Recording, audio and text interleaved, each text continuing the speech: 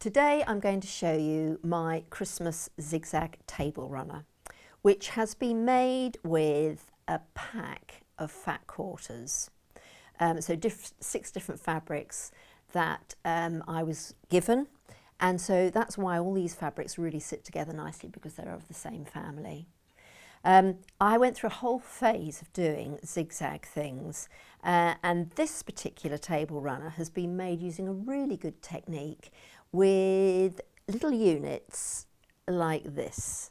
But this was made with just fat quarters, and you can see that it is 60 something inches long, and in fact I have used the leftovers of the fat quarters to make a pieced backing, just to use the fabric up.